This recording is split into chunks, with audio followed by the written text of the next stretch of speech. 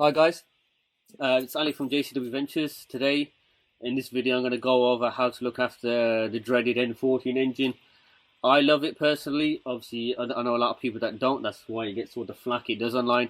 I truly believe it's one of the great engines, but obviously, it's merely misunderstood. I think that people don't look after them how they should do.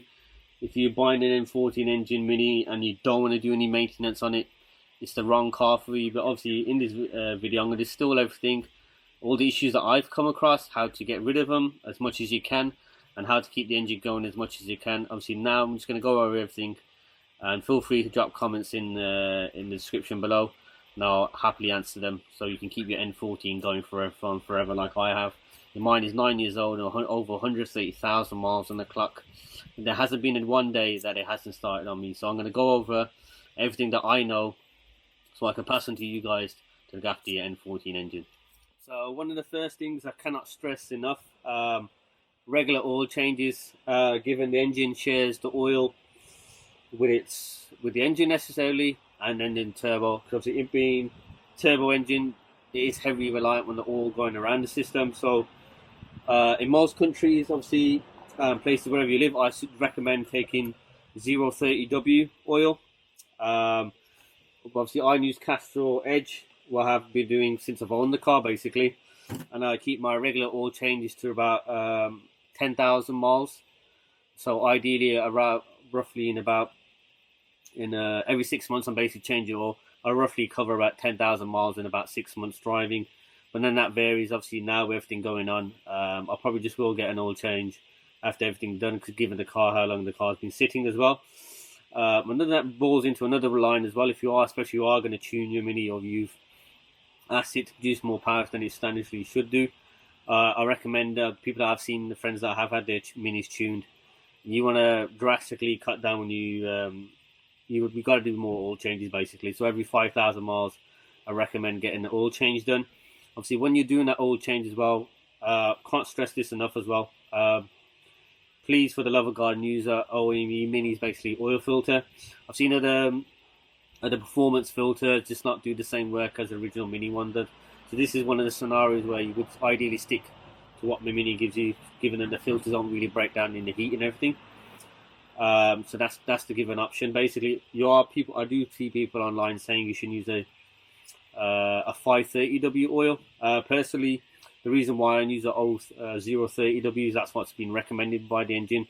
If you go on Castrol website, they'll say the same thing for this engine as well. The reason why some people go to a 530W, just to give it a bit more weight, and apparently that puts less stress on the chain. Obviously, it adds that added friction, and what people don't know, in the winter as well, that 030, the 0 basically means allows it to go quicker through the system, because it's got less of a, it hasn't got the same viscosity basically. It's thinner, super thin. Basically 0 is the lowest you can get, so then it basically gets to all the parts of the engine as quick as possible, where a 530W oil won't get those just as quick. So it allows you to have all year round. So basically it's super lubricated. Doesn't matter what time of the year it is, the oil is getting to where it needs to be getting going basically. So that's why I've chose a 030W engine, and that's why Castrol recommend that oil. So there's no sort of running around that. Next thing is, guys, fuel. What you're putting into cars. I know this varies from location to location and depending the fuel types you have got in the world, but obviously try and get the highest octane you can. This essentially just allows a better burn within the engine when you're driving around as well. So obviously it kind of slows down the carbon buildup as well. So when I first got the car, I was doing obviously 3 fill-ups. I was doing Shell 99 octane. Obviously since then, obviously owning the car over the years, I've now gone over to I'm just using 99 octane all the time, regardless of wherever I am. I think the highest octane of fuel I've ever put in the car when I was going around Europe and stuff has been 102. And literally when I put that fuel into the car absolutely loved it. It was popping and banging everywhere. It just felt like a totally different car. That's just an extra 3 octane. So imagine just running your car about an octane actually gives you a cleaner burn. So therefore, there's less carbon building up on the engine as well. That's one of the first things. Obviously, naturally, when you are all this stuff will sort of tie into one another. Just general thing. What I've seen is a lot as well from owners when I've gone on mini runs and everything is that So people start their car and then they straight away they're doing full throttle. If you ever see me on a mini run or just generally as well when I'm driving around town or going somewhere, the first five minutes, I can't stress enough, are when you're letting the car warm up. The car's not up to operating temperature yet, and people are flooring it. So what I normally say is about wait 5 minutes before you go on full throttle. Literally, in the first 5 minutes, I'm not going above 2,000 RPM or 2.5, depending where I am, if I am joining a motorway. So essentially what I say, listen to about 2 songs and then your engine is literally warmed up. Because I've got the official mini auxiliary gauges in my car as well. So the mini engine runs really, really hot. So it doesn't really get up to temperature till the water hits about 108 degrees.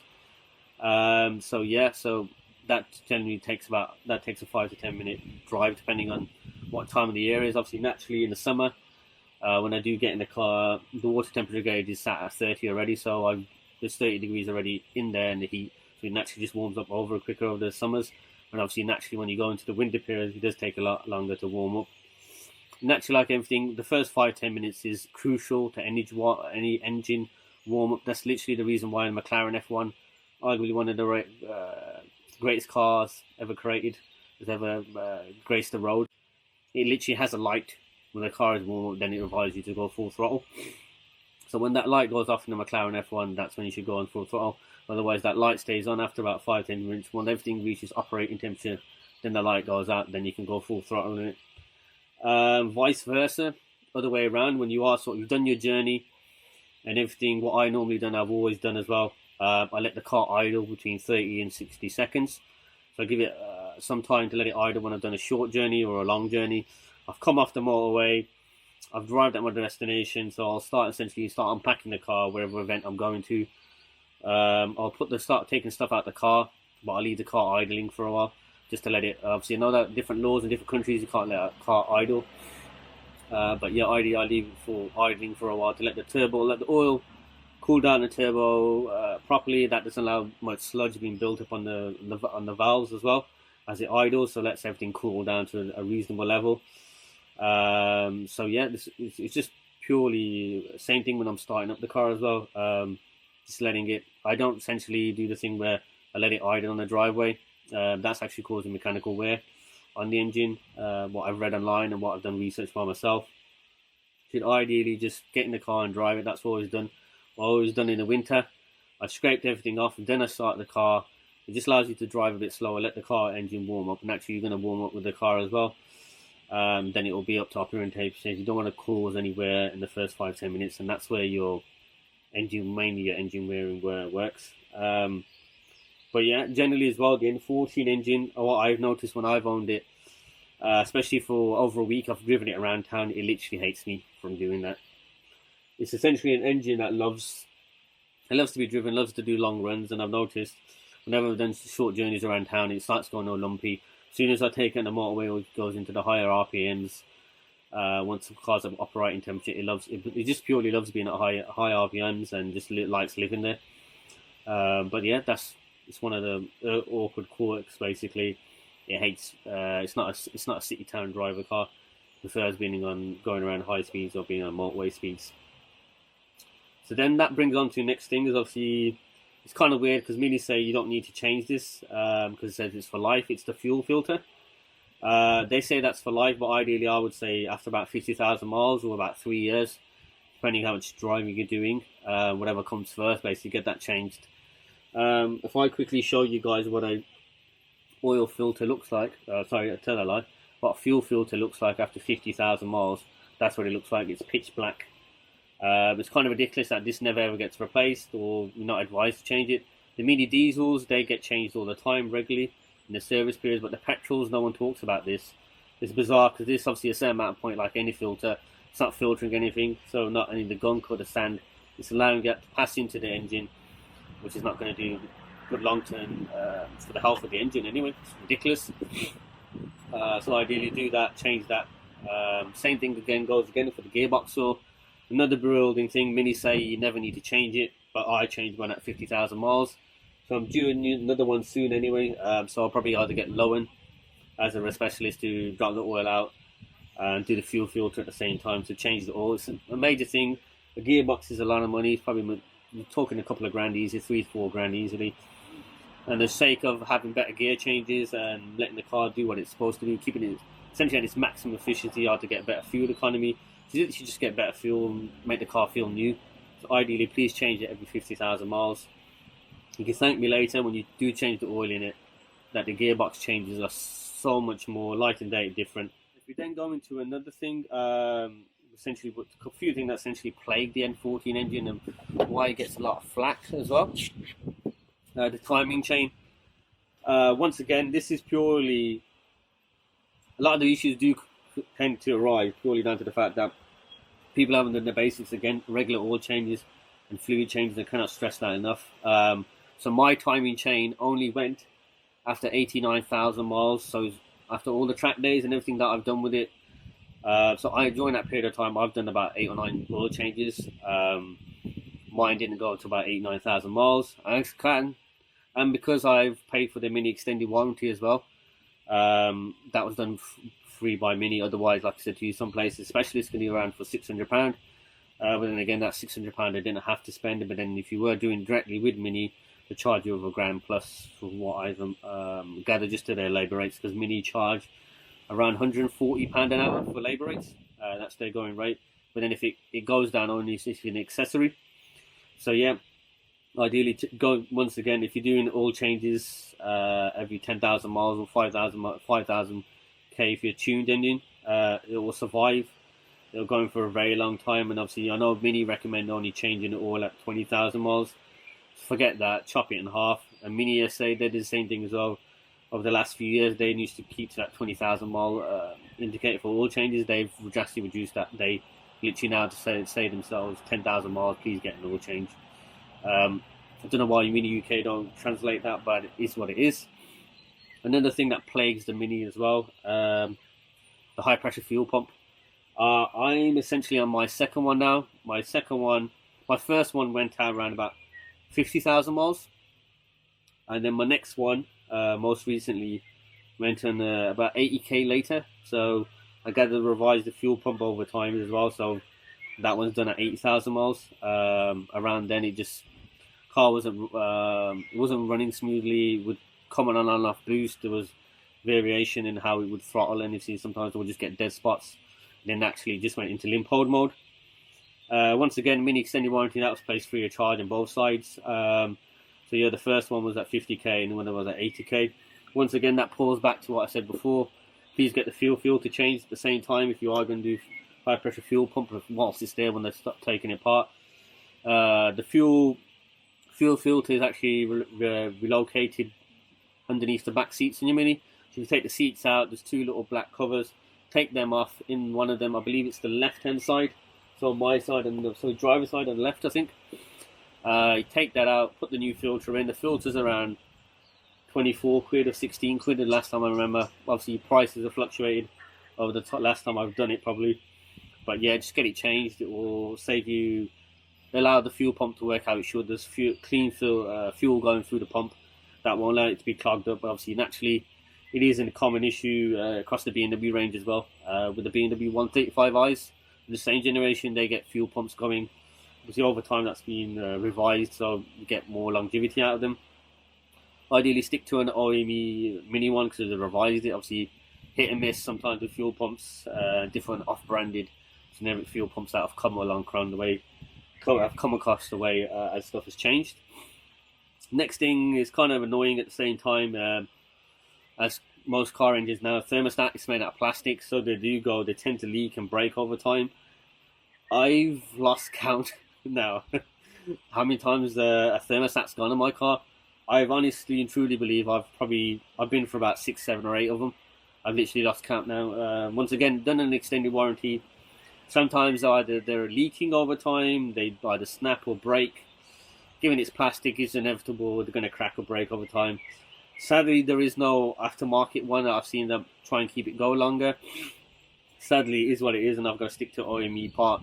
And that's where my extended warranty comes in and saves me, basically. I don't have to pay for it. I give Mini my car, it's broken, they diagnosed it, they replaced it free of charge, and I'm off I gone on my way.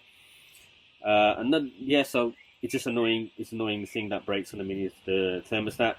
Next is sort of rolling into the cooling system. There was a recall on a water pump, so if you are buying used, please do check that job's been done. Otherwise, head to your local mini dealer and they'll do that free of charge.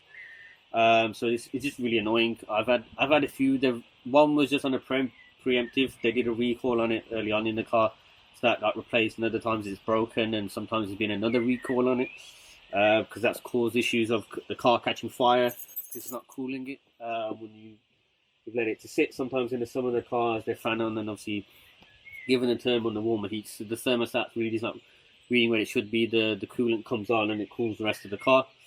Ideally, like I said to you, when you are sort of using coolant in the car, try and stick to Mini's coolant or to similar spec, and do not add water to it.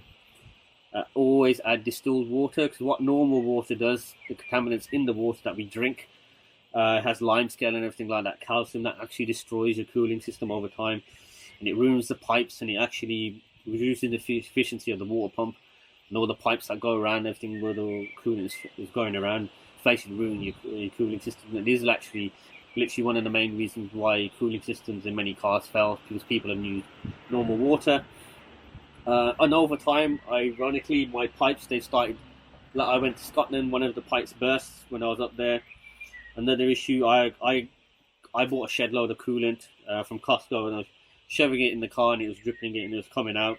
Obviously, I managed to get home, which is a long drive from Scotland to Birmingham, but obviously, weirdly, over time, it stopped.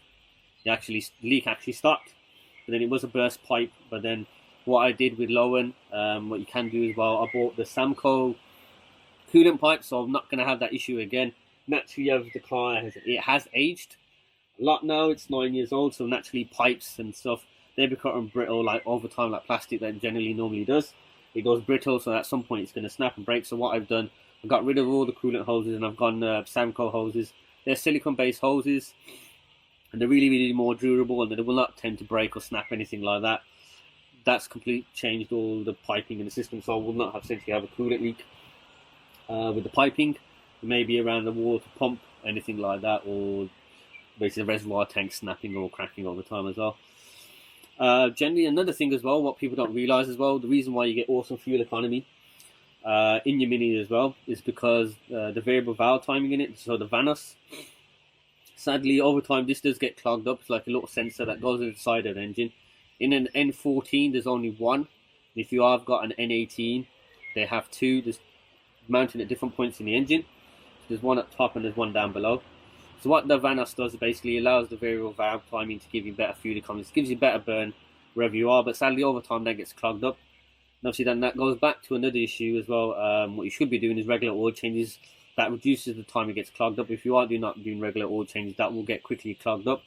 That'll throw an error code into the car that it's not fuel. You'll feel it. It won't come on boost properly, and in the upper rev range of the rev count, the car will not. It doesn't want to rev. It just want to give that power, and that's purely down to the Vanos solenoid basically being clogged up with stuff. So what you can do, you can remove that, clean it with brake dust cleaner, or if the car is essentially old, then over time, I just replace it. It's a cheap enough part. It's around £30, which is nonsensical. So ideally, personally, I just bought a new one in. It's a thing that Lowen, I believe they noticed the issue, but then I took it to Mini, got done, and the free under the extended warranty, like I said to you, Mini warranty essentially pays for itself. Another issue, sort of going back as well, similar thing, is the timing chain tensioner. So with the timing chain, sometimes that goes off as well, because the spring in the timing tensioner, if you're still running an original one, you've got to revise later on to keep tension a bit better, because that springiness that disappears. Sometimes with the timing chain, you can get away with just changing the tensioner. That keeps the chain tense. Obviously, naturally, over time, that does need changing as well. So it's a little, once again, it's kind of preventative, and sometimes it's just a general fault, and Mini have revised later on down the line as well. Then just generally as well, what I tend to do as well, I take my car to Lowen or Mini. I get them every year to do a health check. So once they're doing the MOT and everything, I tell them essentially, I told the Mini service desk, I said, look, whatever's wrong with the car, just let me know. Whatever's covered under warranty, just do it. Then if they find the faults, then I'll take that to Lowen to a specialist, or whoever's local to you, like 1320 or whoever nearest to Sussex Road and Race, basically up a bit more London side. So yeah, I just get them to do it. It's not covering an extended warranty, so I'll get Loan to do it. It's done at a cheaper rate. I'll get the parts off Mini and get Loan to fit it, or if Loan's got the parts there and then I'll get them to fit it, or there's an aftermarket equivalent which is possibly stronger or better, I'll get them to fit it, so then the car's running how it should be doing. So just general thing, every year I do a health check. Cars up on the ramps, they look around, is anything corroding. Given the miles that I do, I drive it all year round. So inevitably you are going to come across issues, the amount of miles I've done in a short space of time. So I've covered 130,000 miles in 9 years. Most people don't even do that in a lifetime of a car. But yeah, ideally I'll probably be 150,000 miles probably by the end of the year. And then generally as well, if you are going to buy a Mini or you bought it second hand and you're looking into whether buying an N14, N18, it's literally going to boil down to person who owned it before, where they're religious, were looking after it, the oil change, you check their receipts and everything like that.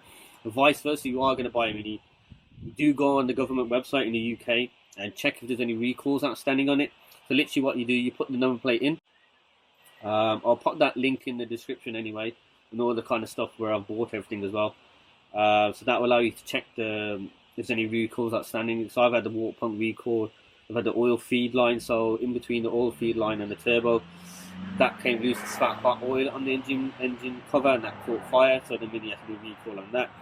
That's once again, if these recalls are outstanding, Mini are legally obliged to do the recalls for them, so you can take it back to Mini and they do the water pump or the oil fill line on the government recall, given it's a safety thing.